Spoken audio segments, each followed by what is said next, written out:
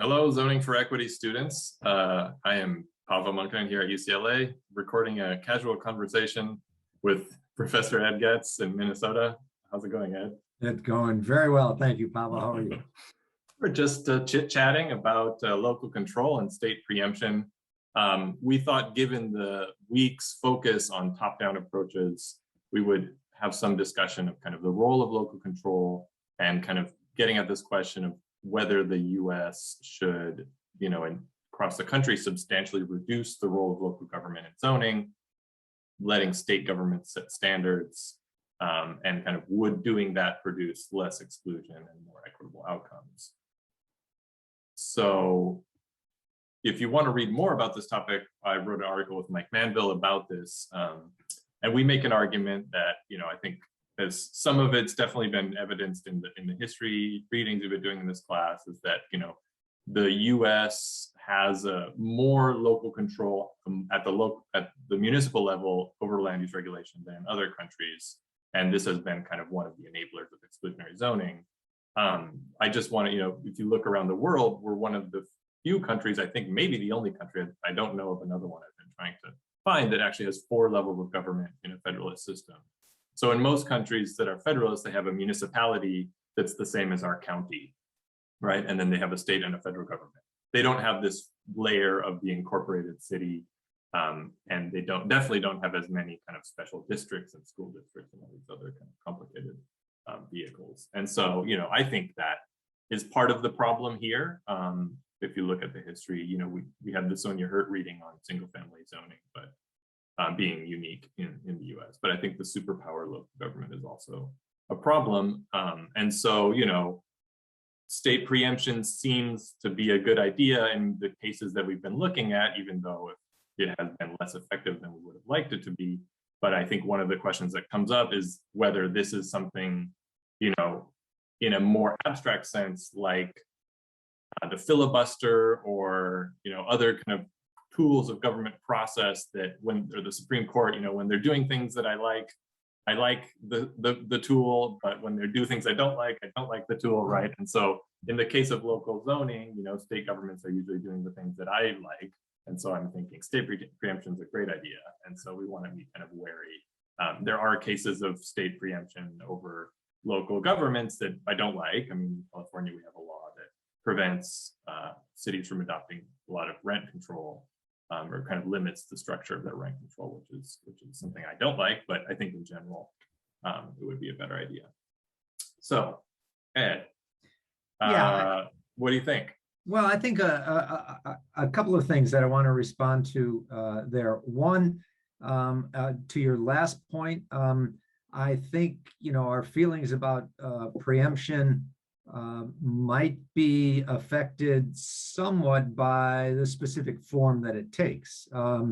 These kinds of blanket preemptive moves by state legislatures to deny local governments the ability to make decisions on rent control and other and mask mandates. Right.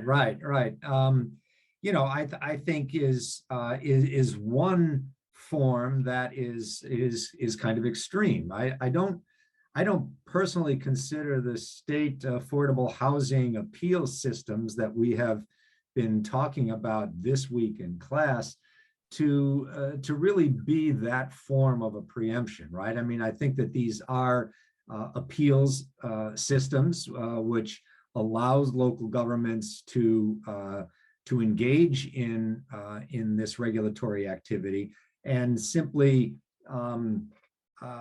regulates the parameters of those local decisions and local actions. And to me, I think that's an important distinction. It allows for the kind of exploration of what might be the best movement forward. I also would, point out that although developers win most of these appeals, they don't win them all, which means that local governments do have the space to rationalize and defend and sometimes prevail in these positions as well, which I think separates it from a classic a classic form of these kinds of policies elsewhere. Right. Yeah, no, I think you're right. I mean, in California, we had this introduction of a bill called SB 827 that became SB 50, where the state said, you know, we're going to take away local zoning control over land near transit. And that's very different from our housing element law that kind of sets some goals and standards for local governments, but allows them to achieve those goals kind of in the way that they prefer. So, you know, there's a complicated paper on regional governance by Nick Marantz and Camacho that is quite good. I recommend we'll put it in the show notes. And they talk about different functional areas that states or localities could, or regional governments could take on, you know, like funding, standard setting, implementation and permitting, service provision, you know, inspection and compliance, you know, so you could distribute functions in a better way, probably between the state and local government. So that's right. And I think that's an incredibly important point, because it suggests that this preemption approach is not the only way that state governments can intervene and can shape the behavior of local governments. I think it's also important to note that that state action and state standards are not the only alternative to localism as well, right? We in week 3 or 4, I can't remember, we talked about some very nascent and quickly squashed efforts at the federal level to affect changes in exclusionary behaviors. And, you know, the federal government controls a lot of different resources, and the rules under which it distributes those resources could be a source of influence as well. And I mean, you just finished your presentation on AFFH, and that's an example of federal government establishing a standard of activity and behavior for local governments that could carry consequences for the loss of funding, et cetera. So I think the options are many. I do think we need to begin to think about what the principles are behind the kinds of non-local controls that we are thinking about. Right. Yeah. I mean, and in California, I think the housing element process was fine with most local governments until it actually requires them to do rezonings. And so now that they're having to do rezonings because their targets are so much higher, that's when, you know, this is no longer a appealing plan for them, right? So they prefer local control until it actually makes them change their behavior. And so, you know, I think the frameworks and standards have to be strict enough that it actually makes they're actually binding. I guess one other international example that occurs to me is actually Colombia. I'm not sure if you're familiar with this story, that they privatized permitting. And so actually developers go to private companies that evaluate their proposals and check whether they meet local zoning rules and then issue the permits instead of local governments themselves. So that's there are many ways to set up these different institutions around the world. There are. We have this tradition of localism in the US that is going to be, of course, very difficult to overcome and has been difficult to overcome. Right.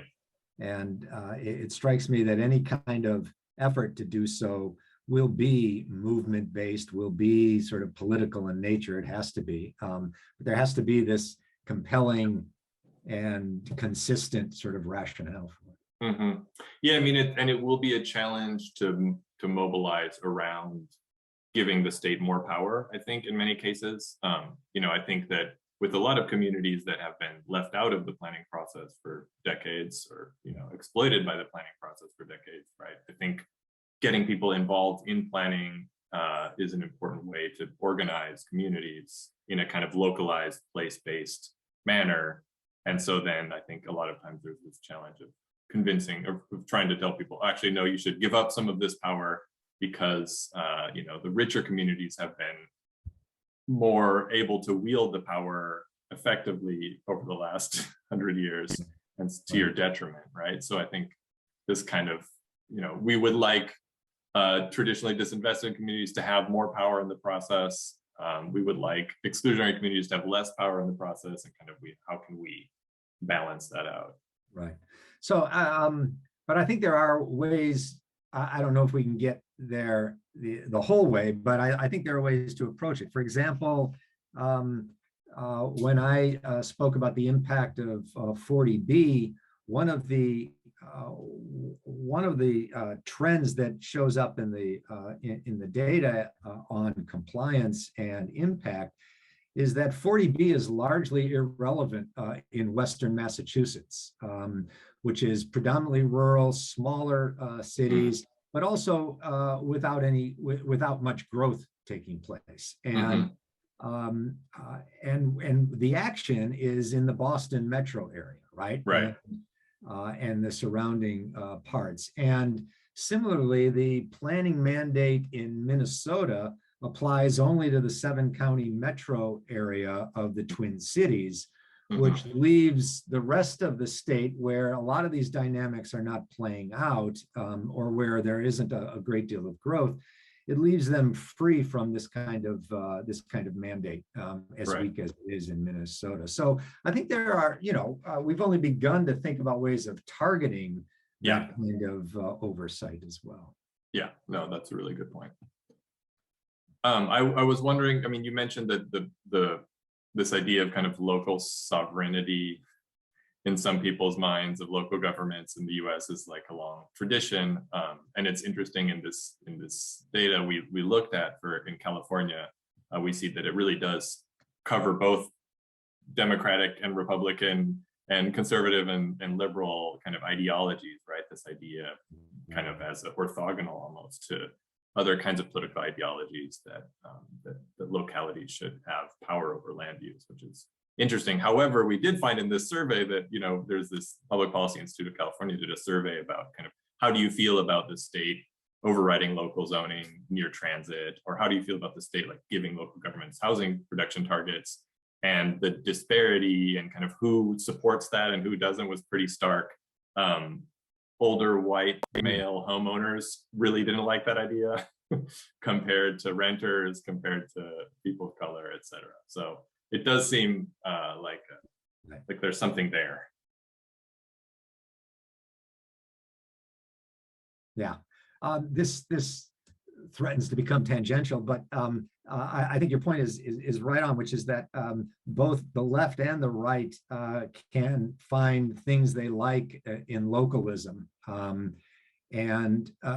this pattern that you just described suggests that there is an element of self-interest in the probably a strong element of self-interest in the support for local decision-making autonomy. And I think it's frankly another way that we might think about how whiteness plays a role in a lot of these planning regimes that we have and a lot of the public policy decision-making processes that we have. Right. I think Einstein's research on who shows up to the public meetings that so often govern whether affordable housing gets built or not pretty effectively demonstrates that this is a predominantly white, predominantly homeowner, predominantly affluent kind of phenomenon. And I do think that that's problematic.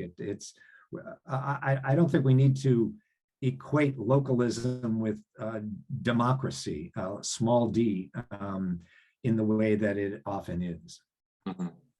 Yeah, and the debates here in California have made me think about how people view these issues kind of from an individual lens, often not a systemic lens. And so, there are a lot of communities near where I live in Culver City that are the historically Black parts of LA and the wealthier Black neighborhoods that are predominantly single family that are opposing changes to single family zoning, because, they see it, and it is a challenge there, right?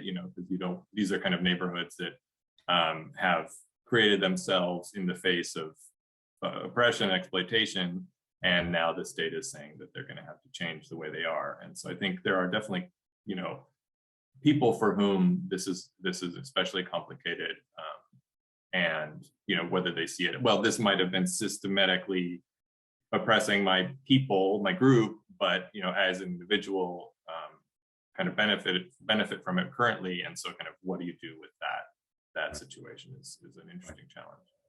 Absolutely. Absolutely. Anything else? No, I think that it's probably worth thinking about how the federal government might be involved in this process as well. As I mentioned, there was this very short interlude during, of all things, the Nixon administration, where HUD experimented with the idea of overriding local zoning when it came to subsidized housing, federally subsidized housing. That was dropped for political reasons. But there was also the withholding of infrastructure grants from communities that didn't pursue anti-exclusionary objectives, and that went up in flames in the early 70s. But one wonders, with the introduction of the AFFH guidelines at the end of the Obama administration and their resurrection now during the Biden administration, whether there might be an appetite for a more activist federal government on these issues as well. Mm-hmm. Yeah, I mean, it's very much the case in other countries that higher levels of government, for specific projects, have a lot of power in terms of overriding local zoning. We just don't have much of that tradition other than the kind of 40B situation. And then the final thing I'd note, though, is that the way the federal government distributes its transportation funding, it requires metropolitan planning organizations. But there is no parallel kind of process in housing. And one wonders if an argument might not be made along those lines, because that suggests that there's nothing inherently problematic about establishing this kind of line of authority and decision making, but that we have, for one reason or another, chosen to do it with transportation, but not with housing. And I think that that's probably worth exploring as well. Yeah, but I mean, I think with all of these reforms, it's just so hard to imagine. I mean, I think so many people are benefiting, and the people that are benefiting are the more powerful members of society politically. Yeah. And so imagining, like the mortgage interest deduction being the most ridiculous housing policy we have, and imagining reform to that is hard unless it's Trump trying to punish blue states. But you could, counties, residents of counties can't get their mortgage interest deduction unless that county has something like a housing plan. Right? Something like that would be, that would suddenly become a very powerful lever, but politically unpopular. Yeah, no, it's a great idea. Something we've thought about a little bit, but I don't see how that becomes reality. Although I think, in California, at least, I think with, targeting certain communities. So the SB 50 project kind of evolved to exclude disadvantaged communities from the state preemption over zoning and focus more on higher opportunity communities and near places near jobs. And I think politically, it seems like you could have a very popular policy that was even more targeted towards just the richest 5% of municipalities, that were also located in strategic parts of a region near transit or something, right? Because if you can imagine, the more rural, wealthy communities maybe there's less of a statewide concern argument to target them. But I do think that you could imagine some politically successful arguments about, targeting Beverly Hills, for example. Agreed, agreed. And that's, I think, something that probably needs to be part of this conversation is when we think about shifting authority to higher levels, figuring out how we can apply that in ways that are best targeted. Absolutely. The Green New Deal will build, the homes guarantee, 1 million of those homes will be built in the nation's 10 richest cities or something like that. Right, right. There you go. There you go. You should be a Secretary of HUD. I can only think of politically probably dangerous arguments. All right. All right. Cool. Well, this was fun. Hopefully it's interesting for the students, and see you soon. I'm sure we'll find out one way or the other. Take care. All right. Yeah. Bye-bye.